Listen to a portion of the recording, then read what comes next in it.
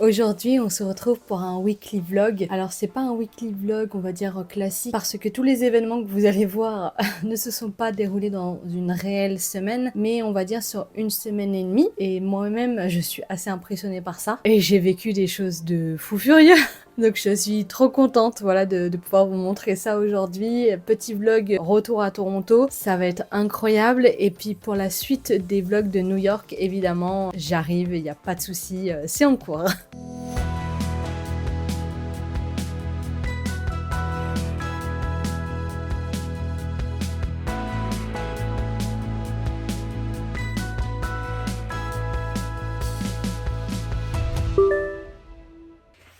Salut à tous, j'espère que vous allez bien, je suis trop contente, je pensais pas que ma journée allait se passer comme ça, mais en fait j'ai une copine qui a réussi à avoir 2 places gratuites pour le TIFF. Le TIFF, c'est le Festival international du cinéma à Toronto, c'est l'un des plus grands festivals de cinéma après le festival de Cannes il me semble, donc je file à la douche parce que le but ça va être de se faire une petite beauté et comme ça on va pouvoir aller manger là-bas.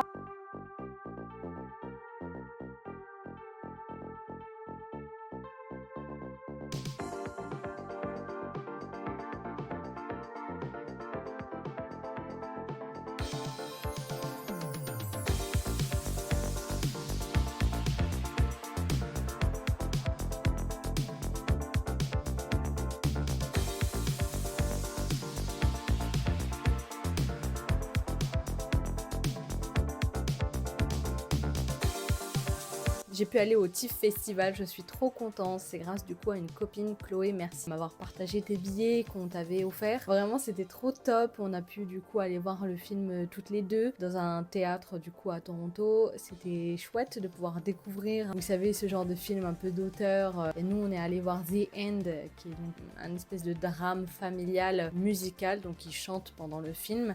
C'était très intéressant. On a aussi eu le droit à un question-réponse à la fin avec le réalisateur et 2 personnages principaux, on va dire, du film. C'était vraiment chouette en fait de pouvoir découvrir un peu l'ambiance aussi du festival. C'est vrai que j'avais eu des a priori parce que je pensais que les places étaient très chères. Au final, je me suis aperçue qu'il y avait vraiment voilà, du 40$, du 50$, donc c'est quand même plutôt accessible. Et au retour du coup du festival, c'est vrai qu'il y avait quelque chose aussi qui m'avait échappé et pourtant depuis que je suis à Toronto, j'avais dit que j'irais. L'exposition du coup sur Banksy qui était à Toronto allait fermer ses portes et au petit matin quand je me suis réveillée ce jour-là, en fait j'ai eu une pub Instagram comme quoi il faisait 30% parce que c'était les 3 derniers jours. Et là je dois vous avouer que j'ai eu un petit coup de recul en me disant Quoi comment ça? L'été est passé si vite que moi je m'étais dit bah non, j'irai en juillet voir l'expo. C'était une exposition qui était vraiment sympathique. Après, elle était plutôt courte, c'est vrai qu'en 1 heure de temps, et pourtant j'ai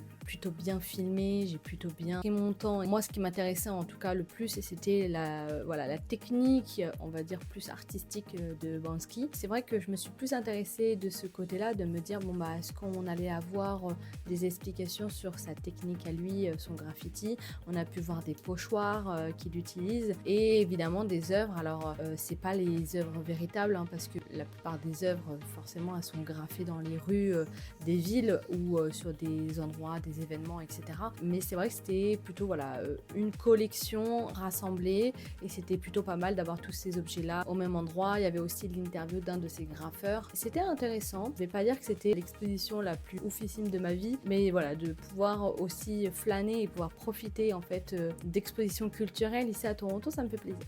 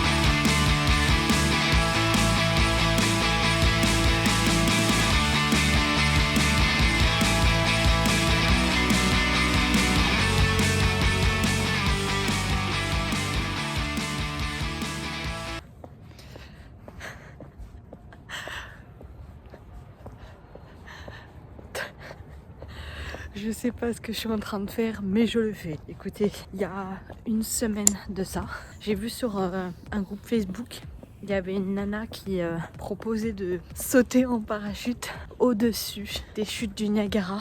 Et ça fait très longtemps que je voulais sauter. J'avais hésité de le faire en France et c'est vrai que c'est une sacrée expérience. Donc voilà, il est 5h30 et on va le faire. Et on va le faire.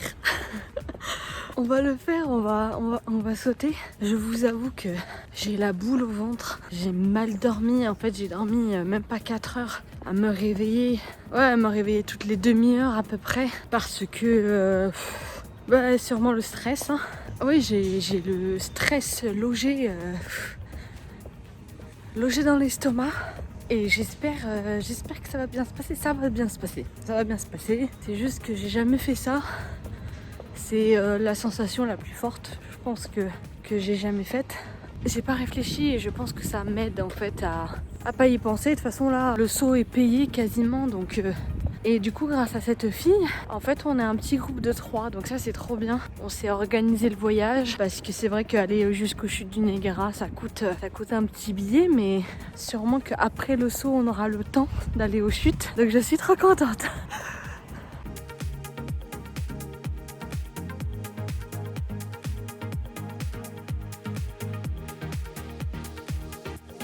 Bon bah, on va prendre le GO Train. Ce qui est cool avec le GO Train, c'est que du coup, ça va m'emmener directement à Union Station. Et c'est de là qu'on va prendre le premier bus. Donc on prend un bus, on fait Toronto Union Station jusqu'à Sainte-Catharine. Et de Sainte-Catharine, on prendra un Uber parce que c'est plus simple comme ça.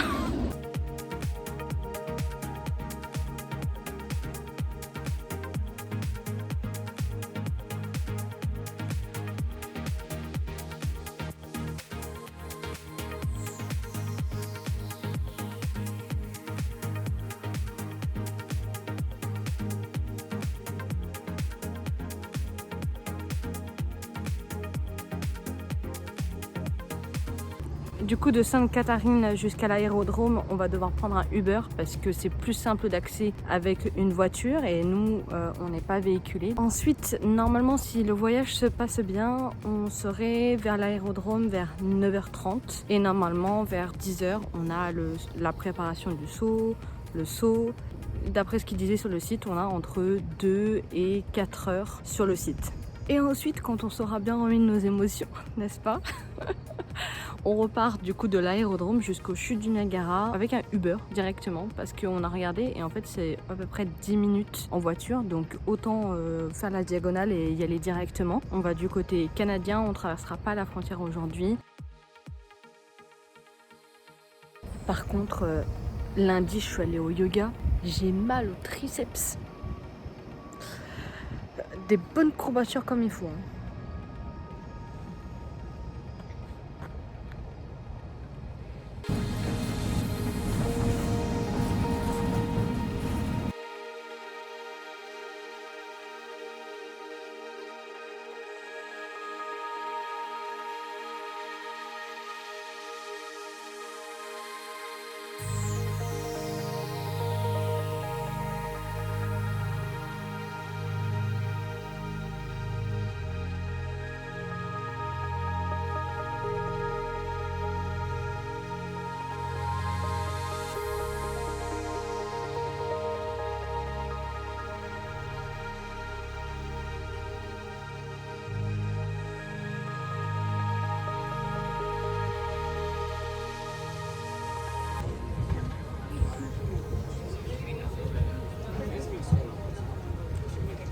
Je vais faire une petite sieste maintenant.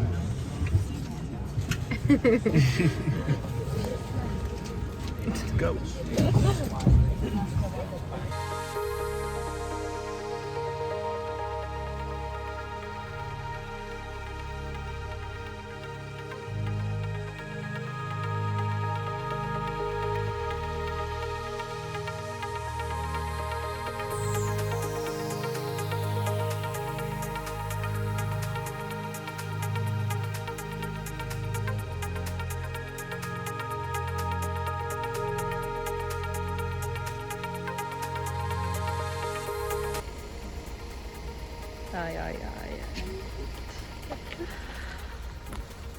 Coucou. Ah là là.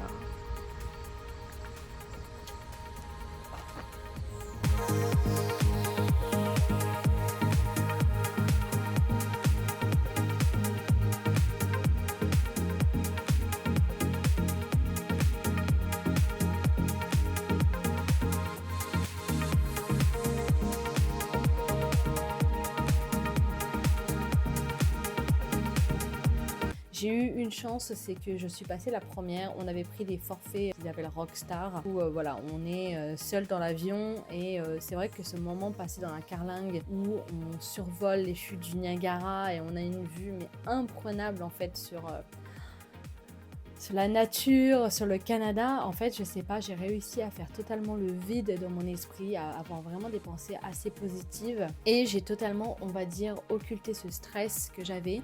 J'avais le trac, évidemment, on va pas se mentir. Mais c'est vrai que pendant, on va dire, la durée du vol, donc on a sauté à 12 005 feet, qui est à peu près 4000 mètres normalement. Mais c'est vrai que voilà, je me suis sentie plutôt bien et rassurée par les instructeurs. Et au moment de sauter, j'ai jeté un petit coup d'œil comme ça. J'ai fait oh là là, il y a du vide.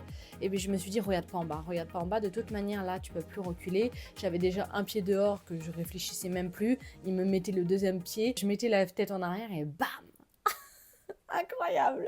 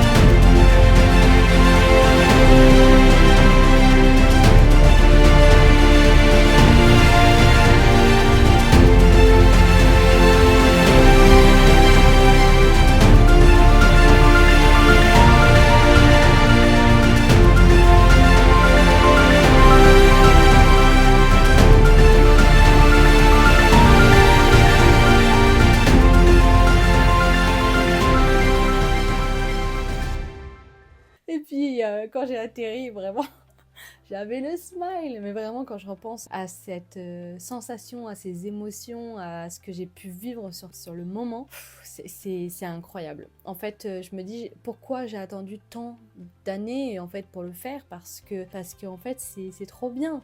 Ce qui était rigolo, c'est qu'ils avaient pas mal d'humour là où on a sauté. Il y avait une affiche avec marqué grosso modo, il y a la grand-mère de quelqu'un d'autre qui l'a fait avant toi. Et c'est vrai que encore une fois, je me suis dit mais oui, en fait, je n'ai pas envie d'attendre d'être vieille pour pouvoir expérimenter des choses. Et je me suis fait une promesse, c'est vraiment le jour où j'ai une idée dans ma tête, il faut tout de suite que je le fasse. Pas besoin d'attendre des années à ruminer, à essayer de rêver quelque chose. Alors certes, c'était quand même un coup, mais en fait, avec du recul, je me dis que oui, ben, j'aurais pu ne pas y passer des années en fait à ruminer ça. Et puis le saut en lui-même, incroyable.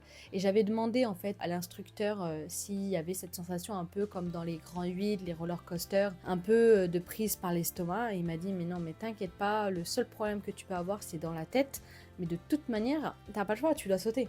T'es harnaché comme pas possible, t'as payé, t'es au-dessus de la terre, donc on y va en fait, on n'y pense plus, on y va. Et la sensation, la chute là, elle était incroyable. Honnêtement, ce qui m'a fait, on va dire, le plus peur au final, une fois que j'ai sauté, c'était l'ouverture du parachute parce que voilà, les sangles sont remontées sur ma poitrine et ça m'a fait quand même, enfin, ça m'a fait mal.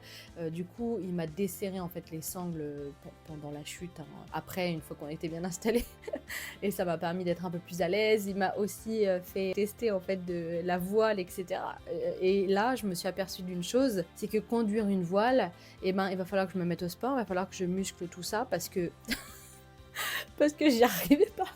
J'arrivais pas du tout, mais c'était incroyable. Je regrette pas du tout. J'ai pensé à ma famille. Il faut savoir, moi, dans ma famille, ils ont tous sauté. Donc j'étais la dernière. J'ai terminé, on va dire, la boucle. Tout le monde a sauté dans la famille. Et c'était aussi quelque chose d'assez sentimental parce que, en fait, mon grand-père était militaire et sautait pas mal aussi en parachute. Il avait un tatouage, en fait, sur son avant-bras où il y avait marqué Go. Alors, quand j'étais petite, je pensais que c'est parce qu'il travaillait à Go Sport. Mais en fait, non, c'est juste qu'il a fait ça quand il était à l'armée, à l'aiguille. J'en avais parlé avec mon père et mon père m'avait dit, mais en fait, si t'as envie de refaire le tatouage de ton grand-père, il n'y a pas de problème, mais il n'y aura qu'une condition, c'est que tu sautes. Donc voilà, peut-être que d'ici quelques années, quelques mois, vous me verrez avec un nouveau tatouage sur le bras.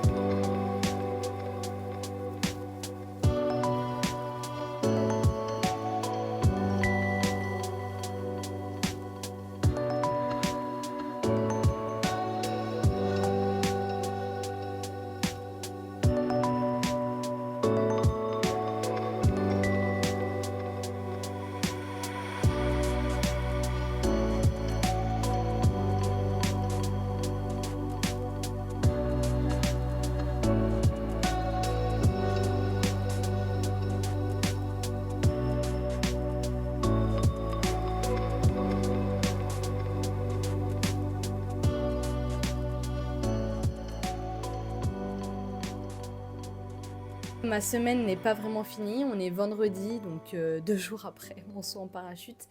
J'ai Chloé, du coup, qui m'a proposé d'aller visiter les îles de Toronto. J'y suis pas encore allée, et c'est vrai qu'elle a raison, il faut qu'on profite de ces derniers temps de chaud, parce que sur Toronto, là, en cette fin de septembre, on est le 20 septembre, il fait encore bon et on a encore des bonnes températures, donc on est sur du 24-25 degrés.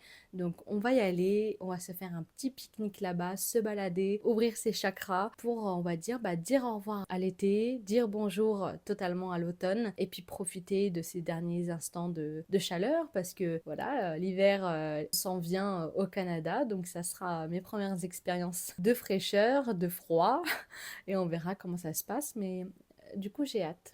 J'ai hâte.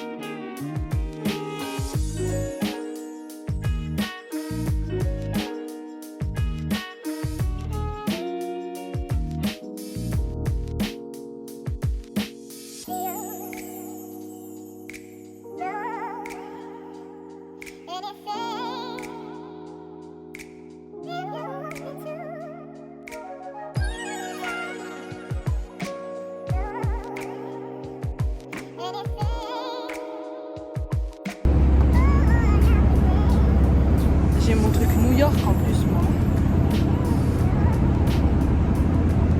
Je suis pas à New York, les gars.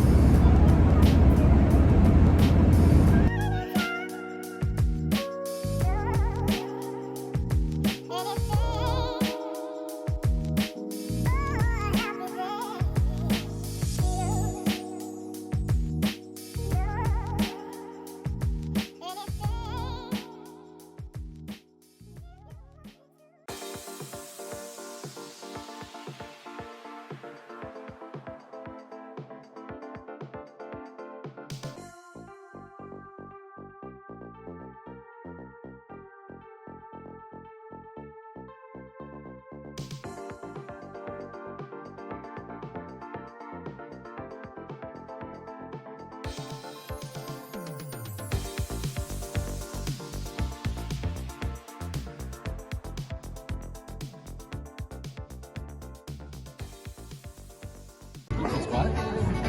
Except, I mean, she should know.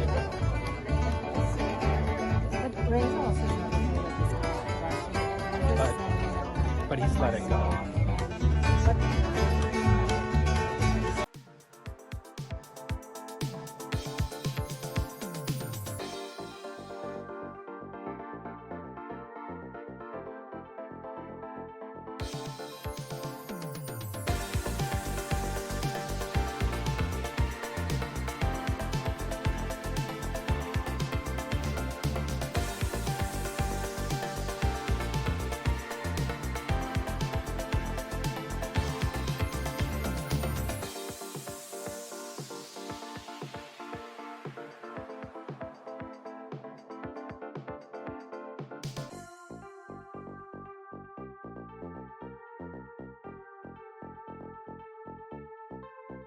J'espère que ce vlog vous a plu. N'hésitez pas à laisser vos commentaires, à vous abonner, activer la cloche pour avoir voilà, toutes les notifications des prochaines vidéos à venir. Je ne vous oublie pas, New York, la suite, ça arrive très bientôt. Et puis on se dit à la prochaine. N'hésitez pas à regarder aussi les autres vidéos sur ma chaîne de cette magnifique aventure que je vis au Canada, à Toronto. Et puis on se retrouve très vite.